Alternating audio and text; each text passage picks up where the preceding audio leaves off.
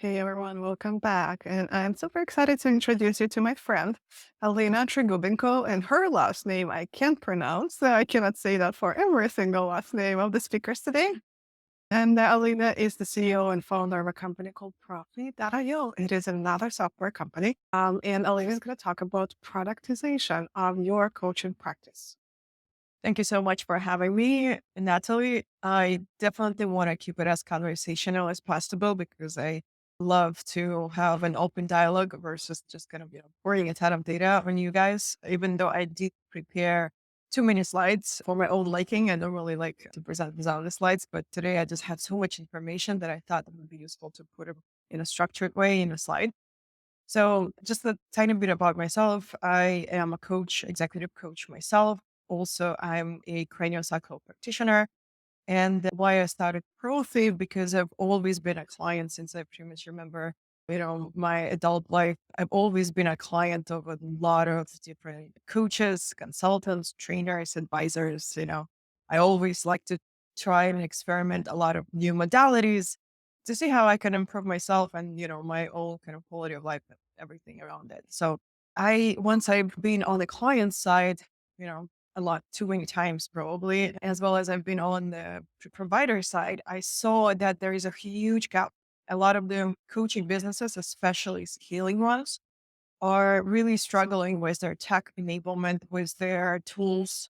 And that at the end of the day reflects on the client experience. So I decided to just go on and start a company. And along the journey, I was very lucky and fortunate enough. I had amazing people joining me on this path that previously scaled large company, one of the most well-known companies in the LMS space. And now we're bringing this whole, that years and years of experience to help coaches help more people, to help professional service providers help more people, because what better mission one can have other than just help others help, people at scale. So let me start with productization with my slides. Basically, while preparing for this webinar, my basic assumption was that you are relatively tech savvy, you're relatively savvy in your business, because I don't think there are people that are getting from 0 to 1. This whole presentation is mostly tailored to people that are getting from 1 to n+1. So we're talking about, quite advanced methodologies in that I've taken from SaaS industry and applied to professional services industry. So why does productization matter? Because SaaS companies have poured millions, hundreds of millions, if not billions and more, into researching user behavior and testing every step, that checkout flow, this button, that button, where it's everything located, how do customers expect this page to behave and things like this. And this is not just something that normal professional services firms are in a position to invest into or even think about, because it requires a complete different kind of skill set to even think about it, to even comprehend all of the, user experience, quality assurance, quality testing, and all of those, all of those specialties. So the SaaS companies of today, software as a service companies, are shaping the user habits, and users are all of us, providers of service as well as the clients of service providers. So this is why I think this is really an important topic to cover, because users in large have certain habits which we have to think about in order to optimize for our conversions and just overall ROI of any of the services that we deliver. And, by thinking about how the clients expect to engage with your service, we can definitely see increased revenues, and we test everything along the way. So I'll be sharing a lot of the data along the journey. And please do send messages to me personally or in this chat if anything resonates, or if you want to jump about something deeper and, nerd out about specific strategies or data points. So before I proceed, I would love to just get a feel of the audience, just so I can maybe share a story or two of, the insights that we've collected along the journey. What is the size of your organization? Number of coaching, number of providers?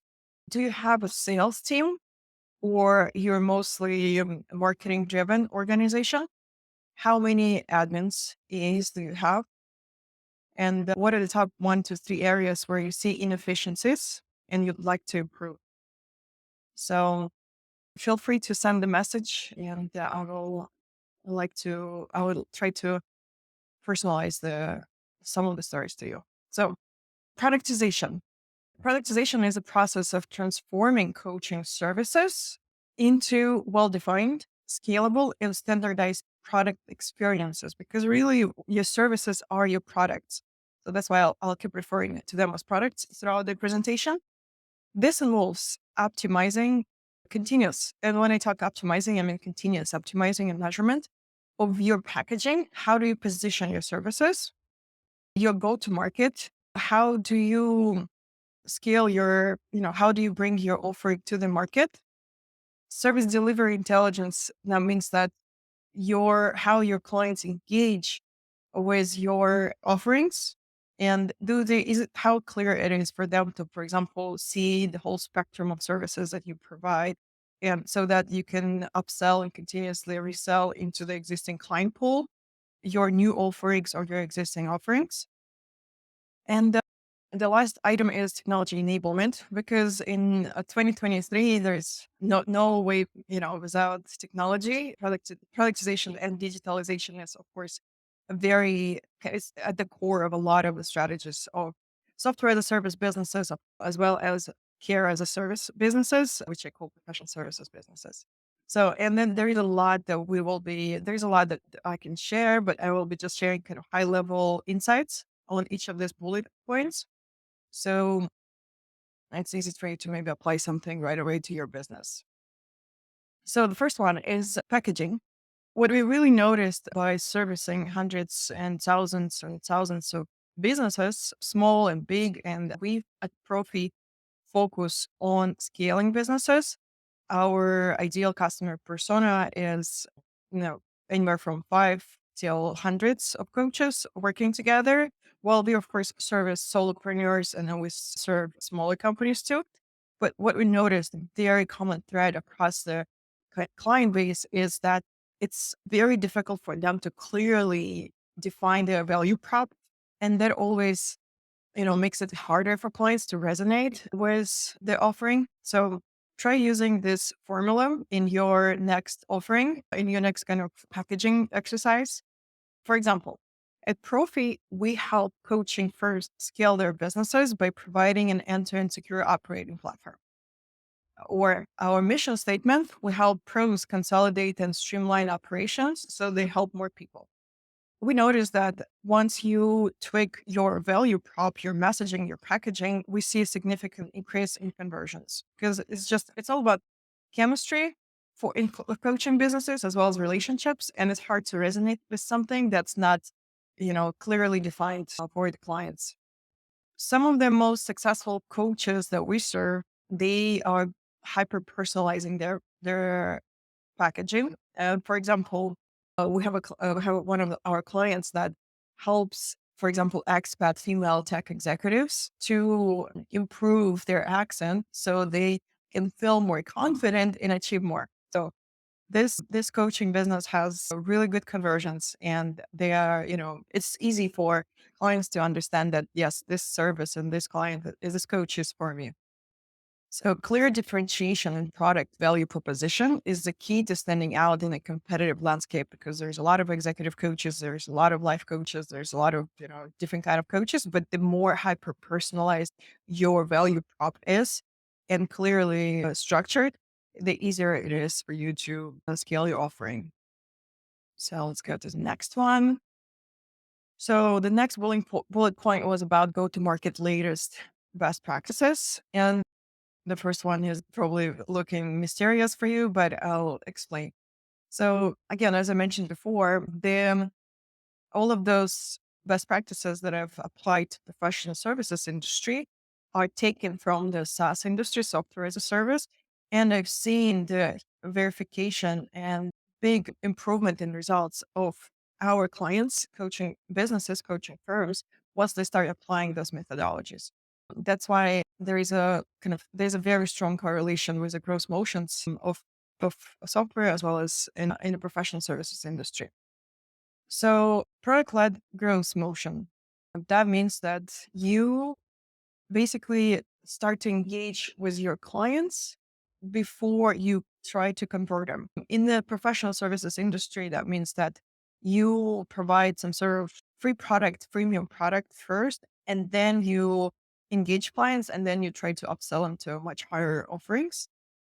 When you see that, for example, your client's gotten to the aha moment, which means that they understood what your product is about, what's your specialty is, what is unique about your methodology and your business kind of approach, your care as a service approach, then they're ready to get monetized, and you'll see a much easier return on investment. Stands for customer acquisition cost.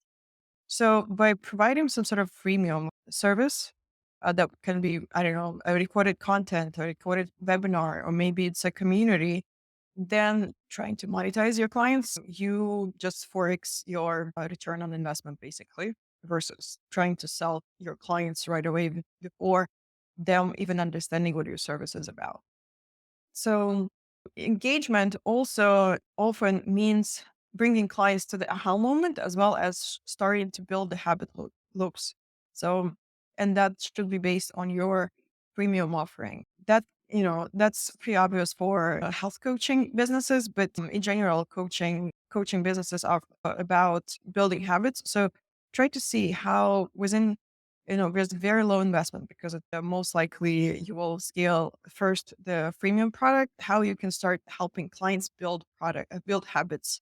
So then it's so much easier for you to monetize and then potentially expand. And by expand, I mean embedding some sort of virality levers. And out of our experience, most of them, I would say 93% of our businesses, of our customers, are using and heavily benefiting from very robust referral strategies. So once they brought the clients to the aha moment, they deliver them the full value after the kind of gated experience. That's the monetized stage. And then they ask them to, share it with their clients, share it with their peers, and share the experience with their peers and bring others. So PLS stands for product led sales. This is a really good strategy that shows and really good results if you're selling to a, high ticket contracts. For example, 10,000. The rule of the thumb is $15,000 contracts.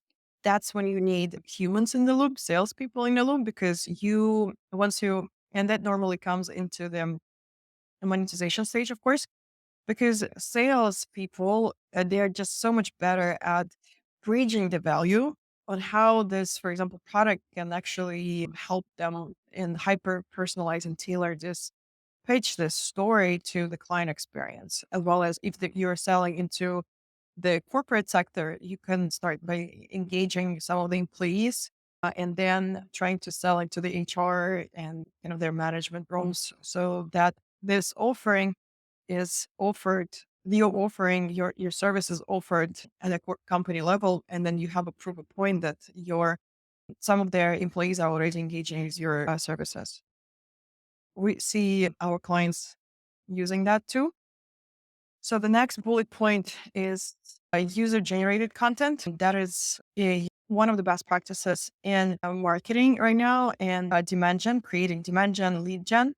So user generated content, that means that imagine that if your team members, your fellow coaches in your organization, as well as your clients, would be generating some sort of content about your service, and this kind of content shows 8 times more engagement. So, in other words, people, your potential clients, your leads, they resonate and they have 24 times more interest into engaging not with your as a, for example, CEO or a faceless brand content, but with something that's generated by your coaches as well as their clients. So I know that it can be hard to incentivize clients to produce any kind of content about your service, but if you have such an opportunity, please do capitalize on it because it could drive significantly more results. Like you can see the numbers, 22% of consumers turn to people they know.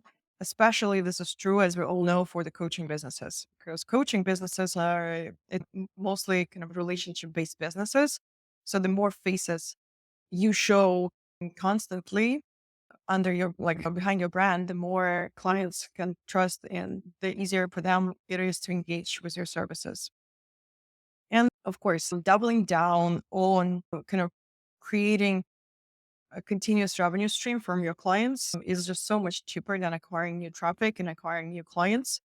So, for example, some of the most successful companies, Glossier gets 90% of its revenue from their repeat customers. And this is also very true for coaching businesses, from what we see from our customer base. In other words, producing continuous content with an entire team that you have of coaches reduces acquisition costs as well as creates this kind of growth loop. So let's go to the next one. And I know that in all of our customer conversations and all our sales conversations, we hear a lot about the community. Pretty much everyone, I think, after COVID started looking into the community because it's just, everyone started creating community, I think, on the receiver side, as well as just all of us humans, I think it's only natural to be a part of a community. And we partnered with a company that is a community provider, a community technology, community builder provider to hundreds and thousands of businesses. And this is what we came up with. Those are the best practices based on our research and their research. The why behind uniting together has to be, upfront. It has to be very clear why this community should invest their time into uniting together. Of course, a value consumption starts with packaging, as we covered earlier. So sometimes we notice that, and that's also true for software companies too. For example, I know that a company called SurveyMonkey tripled their conversions once they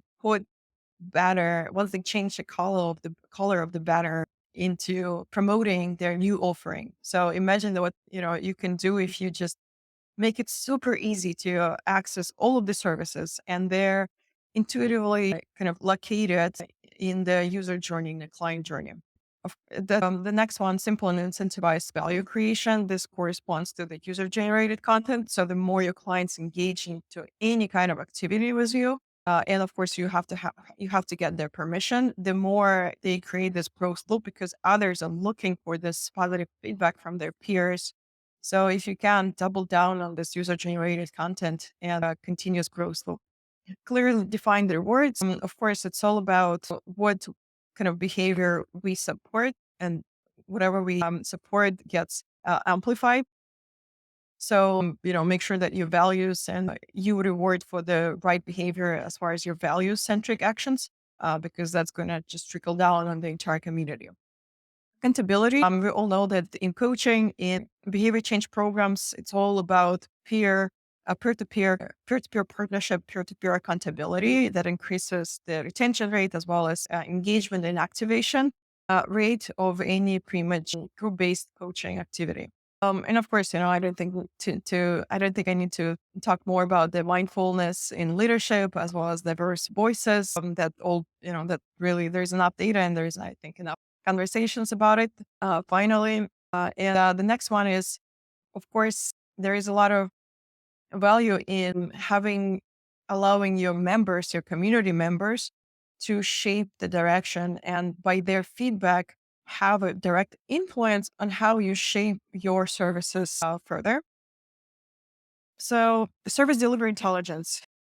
In order for you as a scale, this is what we spend our days and nights. So, with the entire team, designing and making sure that your clients get cohesive experience, and you as a provider and as a business owner have complete visibility, control, accountability of your fellow coaches, as well as you can unlock a lot more. So this is what it takes. Those are just some of the pieces of the puzzle as when you're scaling your organization that you need to take into account and think about.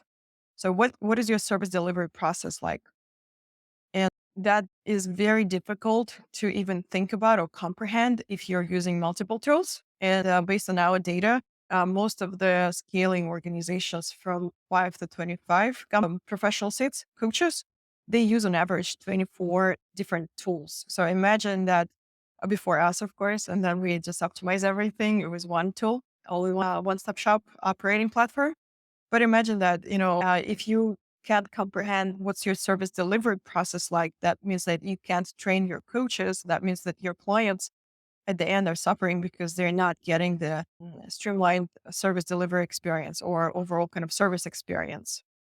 Roles and permissions, if you are already, if you're servicing corporate sector, you need to think about compliance. And that comes hand in hand with having control over roles and permissions. What coaches can see, what information, what happens with the data when, for example, I offboard a coach from that workspace or from that engagement.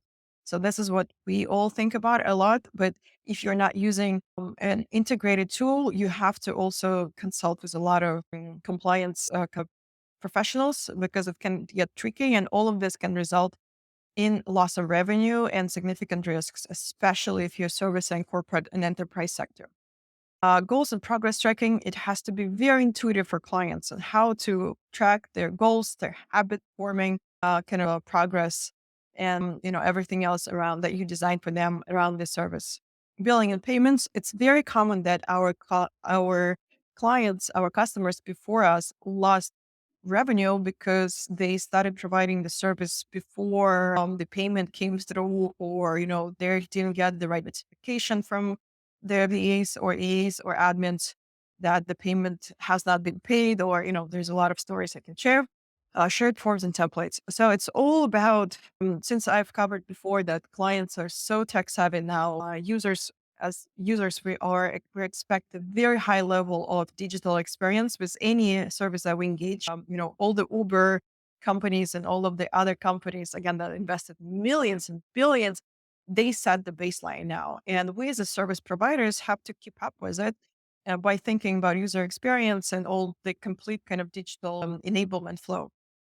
And shared forms and templates, it's one of the pieces of the puzzle, because if you share kind of standardized products and forms and templates with your coaches, it's so much easier for your clients to benefit from a very cohesive brand engagement and the servicing engagement with you. Onboarding, activation, and engagement for coaches and clients. This is where one of the biggest opportunities, based on our experience, for professional services companies to improve, because a lot of the contracts are lost if your clients are just confused on how to engage with you. So I'll share it in one of the next slides, the top findings from the clients. But you can improve. I don't have the specific data, but I would assume that, triple to 10x your revenue by just continuously optimizing your onboarding, activation, and engagement flows. Open APIs, interoperability, and reporting. We've heard also stories of our clients before profit that lost like major enterprise Fortune 500 accounts because they were not able to provide real time reporting to the HR role or to their clients. And that is something that you have to think about as you sign your clients, because they will need to see, especially now with a kind of with all the chat GPT and all everything, they just expect to be in and know what's happening with their account, with their client, with their team members, and what's the ROI of the engagement. And the team member workflows and process templates. It's all about templatizing and standardizing your, again, experience for the coaches in your organization as well as clients. So probably one of the most interesting trends, because we hear a lot. No, normally number two question that we get asked in the sales process as well as in the implementation onboarding process is, what do my clients see? What is my client's experience? And here are some of the trends that I find extremely interesting. So security. Actually, in an era of zero trust environment and recent incidents involving therapy service providers sharing HIPAA protected data with ad platforms, I don't know if you all heard about it, but it's kind of a big thing in the SaaS industry. Clients demand that their coaching vendors invest in secure solutions and data processing and protection. Our research indicates that after implementing certain security measures in the user journey, one coaching firm saw their male executive audience conversion rates increased to 74%, almost triple of their previous results. So security really is on top of mind, whether clients talk about it or not. This is something that's going to significantly help you increase activation and engagement. ROI in reporting, clients, users are so used to having on-demand access to everything, and that seeing data as a baseline is really going to help you move the needle in getting more clients and getting the higher customer satisfaction rates.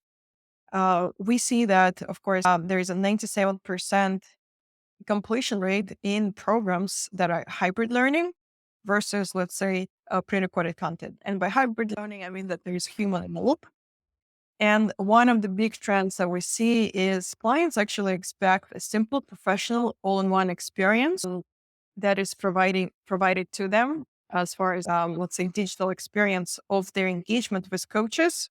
Otherwise, we see a ton of frustration and decreased perceived value. In other words, clients, if they pay for a high ticket engagement, they expect the top-notch digital experience when interacting with anything related to your coaching services. Alina, these trends are very interesting. We are at the time, so if you could share maybe try to come to a conclusion for this session. Yep, all prepared. So, adapting a product thinking mindset in coaching enhances client experience and drives growth. It's becoming more and more expensive to drive traffic through marketing. So, try using the product led growth. So, providing value and then engaging and then selling it to the audience. This way, you'll see better ROI on your investments, and just prioritizing coaching services. That's how you can get the scalability, consistent quality, streamlined processes, and differentiation. And look out for all of the SaaS industry trends because they actually work, and that they're the new expectation. So I have a couple of slides, but I'm writing an ebook on this topic. So feel free to reach out to me via alina@profit.io, and I will share the ebook. And we're happy to talk more. Thank you. I love it. A book is a big undertaking, so good luck with that. Awesome, Alina. Thank you so much for taking the time, everyone. We will see you next room. Thank you so much. Bye.